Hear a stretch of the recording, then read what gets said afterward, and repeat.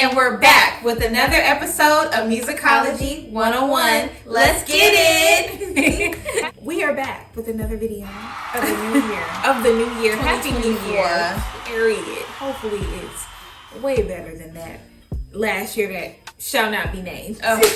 But we don't have any announcements. Just happy to be alive. For that being said, we're just going to get right into it. Let's do it. So we are very excited to be doing this Musicology 101 video episode. We always say this about each and every person that we do, but this one is really, really exciting for us to be doing. This man has been influential in our lives since before we can talk. And that's true tea. I cannot remember a time in my life where I did not hear this man's music. I can't remember a time in my life when he was not talked about or mentioned. And without further ado, I think we should just get right into it and do our infamous drum roll because this man deserves it. Okay, let's do it. Rick James, let's get it. Rick James was born James Ambrose Johnson Jr. on February 1st, 1948 in Buffalo, New York. His parents were Mabel and James Ambrose Johnson Sr., and he was the third of 8 children. Eight children, that's right.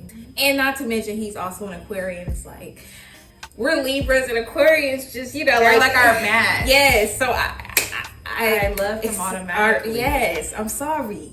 Raised in a strict Catholic household, Rick was an altar boy and he also sang in the church choir. Side note, just a little note about his beautiful mother. She was also a part of the Catherine Dunham dance troupe, right, which is very, very important to not only African American culture, but just entertainment culture, period. Exactly. Because Catherine Dunham is regarded as one of the best dancers in the world. Yes. If you're definitely in my book. Absolutely. I mean, if you're familiar with like Alvin Ailey, then you would be familiar with the Catherine Dunham. So yeah, maybe we can do like a special something on that. I even like the style like my raps like her. Yeah, absolutely. Let us know down in the comment section if you guys want a little history about that. Yes. Because Rick's father left the family when he was 10, his mother worked extremely hard as a cleaner during the day and a numbers runner during the night for the Buffalo crime family to earn a living for her family. Rick's mother did take him along with her on her collecting route, but this is also where he was exposed to some of the greatest musicians of all time. I'm talking about John Coltrane, Miles Davis, Etta James. It will be looked at as risque because that could be dangerous, right. But I mean, she was just also exposing him to great music, and culture. So, name kids. Wait, a win is a win. A win is a win. Name kids that got to see like a John Coltrane and a Miles Davis and Etta James in the club. I mean, come on. Exactly. I mean, a win is a win. In Rick's teen years, he did start to get into a little bit of trouble. He was attending Bennett High School before eventually dropping out. And when he was a young teenager, he was introduced to substances at a young age. And from that, he started getting involved in like theft and burglary as well. His involvement in theft and burglary and the subsequent jail stints, Rick forged a spot in U.S. Navy Reserve at about 14 or 15 just so he can avoid being drafted into the military. Which, I mean, I don't think he was the first nor the last at that time because a lot of people at that time were trying to avoid being drafted. So I get it. During this period, Rick was a drummer for some local jazz groups in New York. At the same time, Rick kept missing his bi-monthly reserve meetings aboard USS Enterprises, and then he was ordered to Vietnam, which is the sad part. That was as a result of him missing the meetings. Upon hearing this news, he's like, I ain't going to no damn Vietnam. Period. So he took his little young butt and he fled to Toronto in 1964. This is where it all begins. Upon his arrival to Toronto, Rick befriended Levon Helm after Helm helped him fight off attackers. And he also befriended Joni Mitchell and Neil Young. Yes, that Joni Mitchell and that Neil Young. Iconic. Evading the U.S. officials, Rick started going by Ricky James Matthews, And he started up his own band called the Minor Birds.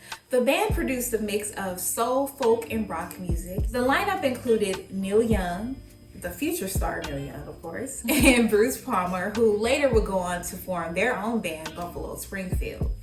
I love that. Yes. And actually, Crystal and I did listen to one song in particular. It's called It's My Time from the Minor Birds. Mm-hmm. And I think it is Rick singing the lead. Mm-hmm. Very rock and roll, that 1960s. That Rolling Stone. Yeah, it's definitely rock for sure. I mean, rock is Black people's music. Right. We might have to do a video on that. Might have to. But you know, Rick definitely had that rock and roll thing, like strictly rock and roll. Mm-hmm. You guys should definitely go check it out. It is on Spotify if you want to get into that nostalgic 1960s type thing. Yeah. Yes. The band briefly recorded under the Canadian division of Columbia Records, where they released their single, Minor Bird Hop, or Minor Bird Song. While in the midst of all of this excitement with his budding new music career, Rick was also in the process of forming a new lineup for the band when he traveled all the way to Detroit to record for Motown Records, Motown Records, where he met his musical heroes, the Stevie Wonder and the Marvin Gaye. And this is at the real height of Motown. This is when Motown was really, like, we thought that they was taking over in the 60s. This is like when they're really about to take over pop music as we know it today. Absolutely. It was actually Stevie Wonder who advised Rick to shorten his name from the Ricky James Matthews to just Ricky James. I don't know about y'all, but when Stevie Wonder gives advice, I'm gonna listen. I don't know. If he told me to change my name to Asia, I'ma do it. He told me to change it to Jewel. Girl, I'ma do it. Or Diamond. I mean, hey. Diamond and I love my name. Diamond Asia. Okay. Yes. Period. 1966, a financial dispute between Morley Shellman, the group's handler, and Rick took place, which led Motown to learn about Rick's fugitive status. In return, Motown did not, at the time, want to face any scrutiny, so they let Rick know that basically, until you get your stuff together, your legal stuff, go handle that. They weren't going to be able to record any music with him. They weren't going to be able to do any business with him until he got that taken care of. And then, when you all good, come back and holler at us. That's basically what it was saying. Yes. You know. It wasn't a don't call us, we'll call you situation. No, it was definitely they respected his talents, exactly, but like you gotta get that taken care of. Yeah, absolutely. Take care of the business first. Exactly. Soon after, Rick turned himself into the FBI. He wasn't even 19 yet. This was all over his unauthorized leave from the Navy. As a result, he was sentenced to 5 months hard labor before he escaped and was a fugitive again. And then he surrendered again after spending 6 months as a fugitive. So, I mean, honestly, like, Rick was smart, because if you can go that long as a fugitive, I mean, clearly you know. You know, I just feel like you know how to get around. So, I mean, I don't blame him, because I think the first time he was in for the first sentencing of 5 months hard labor, he was in solitary confinement. So anybody can go crazy after being confined that long. So, I mean, I get it. I am not mad. This country is... That's another video. After receiving legal assistance from his cousin and future Congressman Louis Stokes, he was released in August 1967. Period. Glad that's over. Now let's get to the music. Exactly. Shout out to his cousin as well, and his mom, because it was his mom that reached out to his cousin, and they got it just all handled, because that was really holding him back. Exactly. I mean, he did what he had to do to stay out of trouble, but geez, just let the man go. But right after, you know, like we said before, Motown, it wasn't a case of don't call us, we'll call you. No, they took him back with open arms. And Rick was back writing and producing for the greats of Motown. We're talking about the Spinners, the Miracles, Bobby Taylor and the Vancouvers. And just to mention, Bobby Taylor of the Vancouvers, you know, he is the father of our cousin. So, you know, it's we kind of related in there. Yeah. Danielle Artis, just put that out there. Yes. But also, I mean, we're probably gonna have to make a video on him too. Exactly. Because he's responsible for actually discovering the Jackson 5. I mean, everybody mama is said Diana. Yes. Which, no. In a way, okay. She introduced them. Right. She gave them But the it was platform. Bobby Taylor who actually discovered them. Yeah. Rick eventually moved to California before forming a new band called Salt and Pepper. Not Salt and Pepper, not Push It. Before signing a solo deal in 1973 with A&M Records. So it was no more like Minor Birds and then Salt and Pepper. It was Rick just doing his own thing. Right. At this point. Under A&M Records, Rick released his first single titled My Mama, which actually became a big club hit in Europe. So, I mean, that's a good start. I mean, you know, artists, anywhere like your music is being appreciated, that is appreciated itself. That's success. But Rick decided, you know, it's time for me to go back to my roots. So he did go back to Buffalo, New York for a while. And going back to his roots in Buffalo, he formed the Stone City Band. Now, if we're talking about the Rick James as we know it, there would be no Rick James as we know it without the Stone City. I'm just saying. Another as we know it. I feel like also like just to understand it better, like if you need more of a visual interpretation, of course go watch the old videos. Right. And go watch Tales from the Tour Bus. Now that was great. That was great. I mean, I don't think they have it on YouTube, but go buy that episode and check it out. It's one of our favorites. Yes. After forming the Stone City Band, he released his second single, Get Up and Dance, in 1977. From there, Rick and the Stone City Band signed a contract with Motown's Gordy Records imprint, where they went to record their first album in New York City. It just always comes back. It comes back full circle, baby. Don't give up. And Rick did not. Yes, he did not. He did not. This really is a story of tenacity, perseverance. That's right.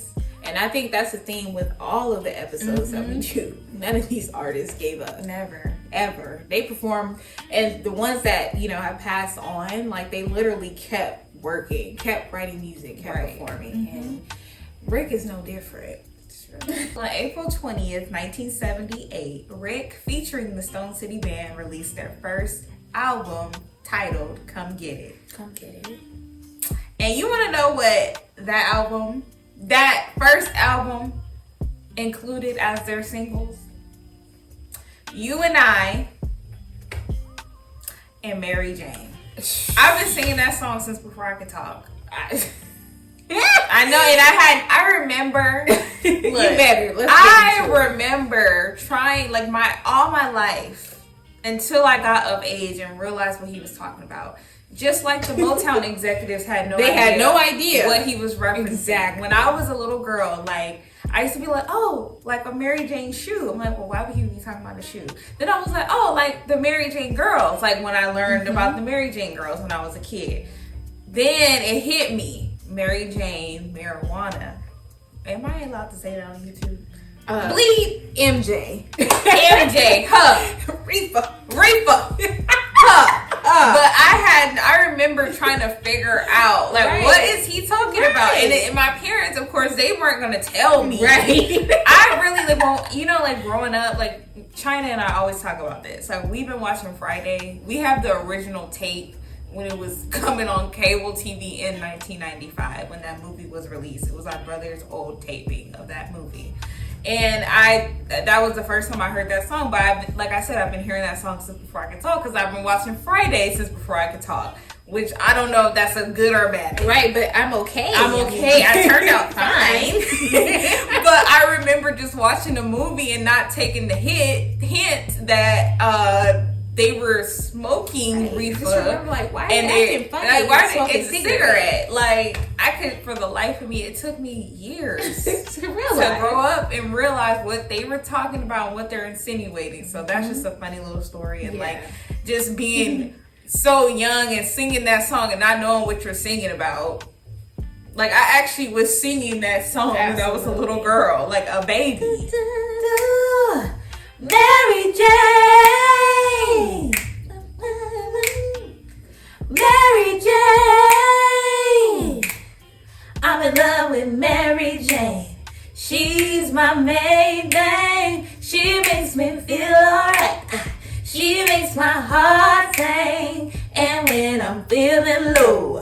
She comes as no surprise. Hey, you're with your love.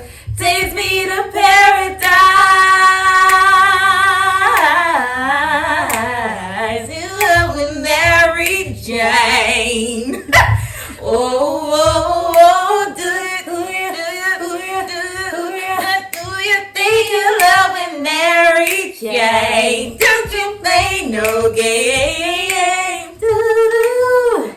Mary Jane. Hey. Mary Jane. Oh, yeah. Ooh. Every time I hear that song, it feels like the first time I heard that song. Yes. It's giving summer It's in like- LA. Like, it just reminds me Yes. of the Crenshaw district, my childhood. Like, that's what we grew up hearing. Exactly. For sure. It goes beyond just Friday for me. And you and I. Like, Yeah. first of all, Rick, best vibrato. Yes. Best vibrato. It's almost could be like operatic. Mm-hmm. Like, at the same time. I mean, Yes. a vocalist, Yeah. a musician, a writer. I just got chills just Yes. thinking about Woo. Rick James. Woo! He was very good looking. Rick James is one of my man crushes. I'm not gonna lie, and I don't have many. And I am not ashamed. I don't care. He would have had me back in the day. I'm just saying. God knew not to make me. No, he knew not to make us back in the day. We are sick. Anyway, You and I spent 2 weeks at #1 on the Billboard R&B charts and reached number 13 on the Billboard Hot 100 chart. The album itself sold 2 million copies, which was not only a win for Rick, but also for Motown, as they were dealing with financial hardships at this time. So, music was changing, and Rick came in at the perfect time because, I mean, if you know the history of Motown, the Jacksons were no longer with Motown at this time. They were with, I think, like ABC Records. Yeah. So, like, Rick came in and he kind of saved it. and he changed the sound. Absolutely. It was He funk. elevated that mother. It was funk. It was funk. rock. It Yeah. was soul. It was all of that mixed together. Punk funk. Yes. I mean, yes. Yeah. In 1979, Rick released his second album, Busting Out of L7, which will also go on to sell 1 million copies. So this was another win. Yep. Like, he kept selling a lot of units for his work. I mean, and he was getting out these albums like that. Just the year before was his debut album with the Stone City Band. So in the same year, he released Fired It Up, which went gold. And from all of this success, he was able to headline his own tour, which had opening acts such as the Tina Marie and Prince. I mean, His first tour. this was Prince's tour, so I mean, come on. I know. We don't have this no more. No, we don't. Oh my gosh, like opening acts like Tina Marie and Prince. And I know they were new artists at the time, but geez, I know that house was coming down. I know. With Every all night. 3 acts every night, period. Following the end of that tour, he released a ballad album called Garden of Love, which was released in 1980, followed by his best-selling album, Street Songs, which was released in 1981. Give It To Me Baby was the leading single off of the album, and it also became his second #1 single on the R&B chart, spending 5 weeks at the top. So he was getting up there. Yes. And the bass line. Boom, boom, boom, boom. Boom, boom, boom, boom, boom, boom, boom, boom. Ooh, Sexy. Funky, sexy. Oh my God. First of all, I always think about Big Mama's house when I hear that song. But I love that song. Funky. Funk. And of course, we can't talk about the album Street Songs without mentioning the hits like Super Freak, of course, Fire and Desire, of course, and Ghetto Life. All of these iconic songs. And not even to mention, Fire and Desire was not even a single on that album, but because it got so much airplay and it was constantly being requested everywhere, it became like a standard R&B song. It's a classic song. Like, literally, that is, if there was ever a list of any of the best R&B songs in the world, Fire and Desire will be on the top of that list. I'm just saying, like, that's a standard R&B song, period. and leave them. That's what I used to do. That's right. That's right. And like when Tina comes in, Love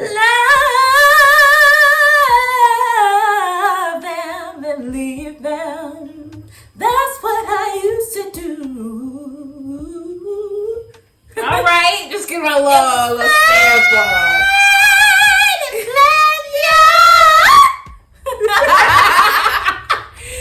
That was my claim to fame. Yes, like singers. I mean, like I said before, it's not debatable. No. Either you can or you can't. Exactly. Either it's there or it's not. Exactly. The album sold nearly 4 million copies worldwide. Come on, you guys. Like, people aren't even doing numbers like that today. No. And I really think it is that musicianship that's missing. Absolutely. And not saying that, of course, there are so many talented musicians, and the music industry is not a fair industry. Period. It's not.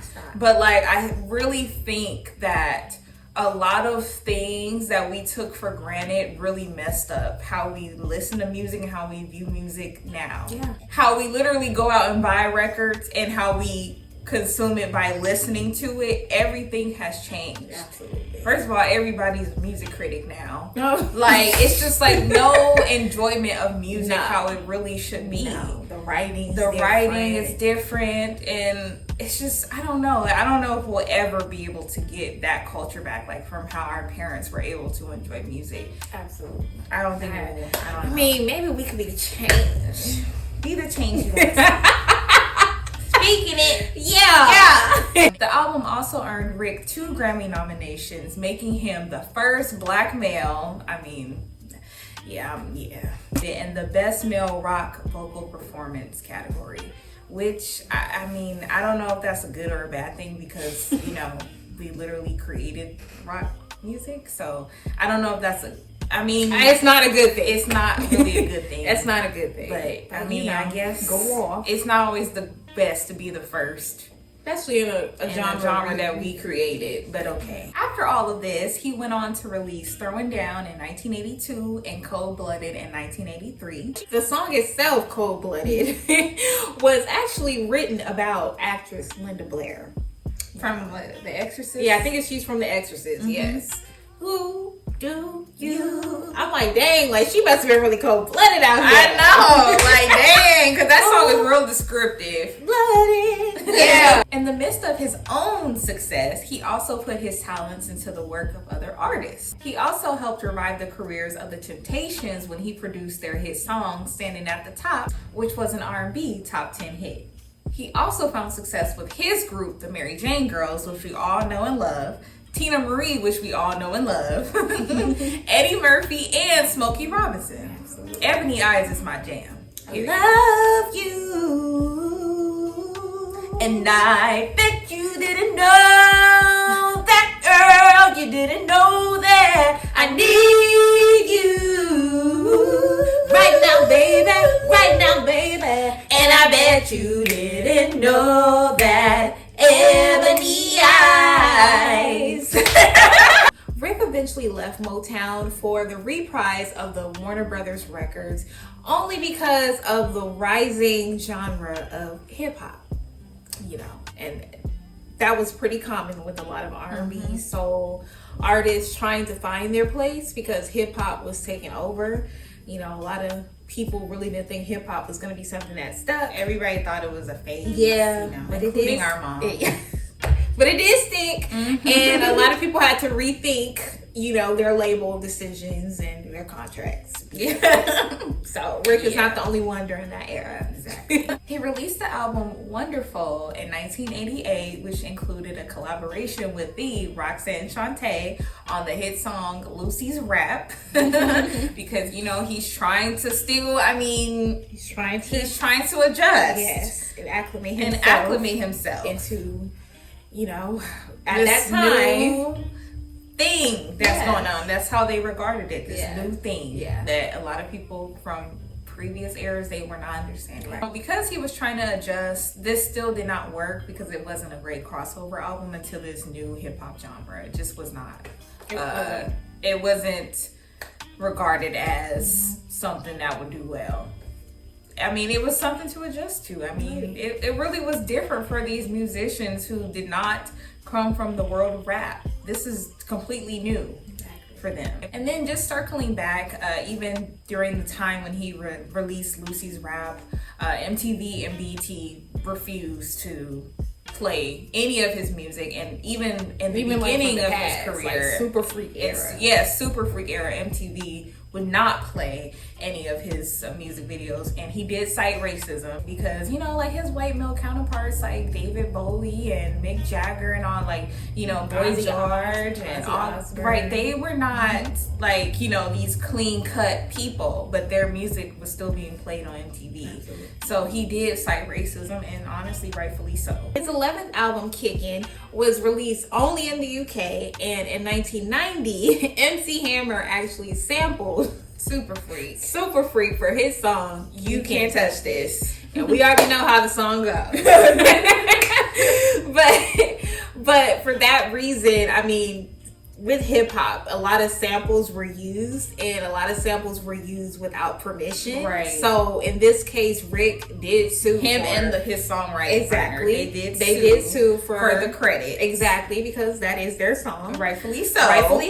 I mean, however, Rick did go on to win a Grammy for You Can't Touch This, just because based off it is his song. Exactly. I mean, that's all his music. That is his music. So, I mean, a win is a win. Right. But just the history of hip hop, a lot of artists at that time were just using samples, like a lot of James Brown samples. A lot of songs from like the 60s and 70s were heavily sampled, and they were not receiving proper credit, and that's just true. This would have been a great comeback for Rick. You know, would have been a great introduction for him for the new generation. But because he was dealing with his own personal like drug and legal issues, he wasn't able to, you know, capitalize off of the opportunity and release more music. Right. He made a return to music in 1997 with his album Urban Rhapsody, which was received well from critics. And just to put out there too, because Crystal and I, our mom is in the entertainment industry, so we're always asking her if she met certain celebrities, people, musicians and artists. She did get to participate in something special with Mr. Rick James himself.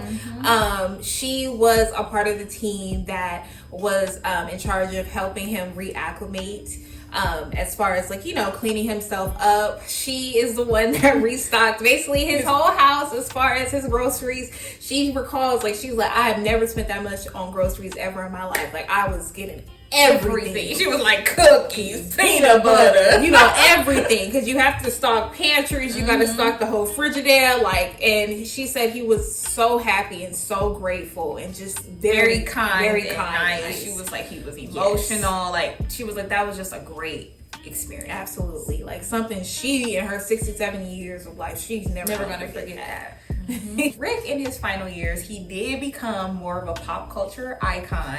He was introduced to our generation, even though, of course, me and China don't really count because we already moved. Right, we just was born in this generation, but we already been here before. Exactly, but we don't really count. Exactly. Anyway, but you know, with his appearance with the Dave Chappelle show, and of course his iconic moment at the BET Awards.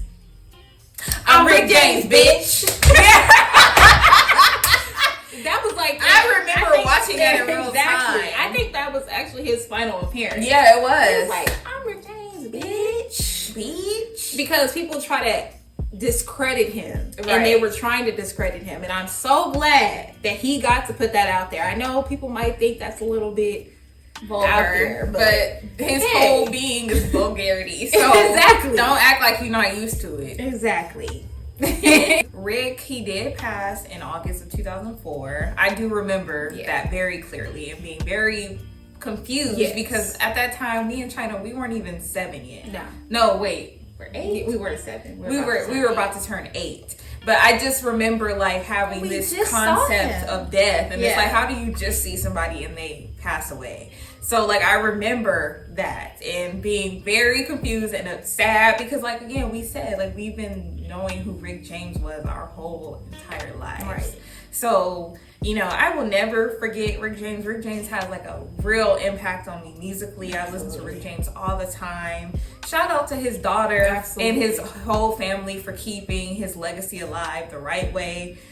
Just a catalog of amazing music. Absolutely. Just, I mean, like, one can only hope to put out a catalog as great as Rick James.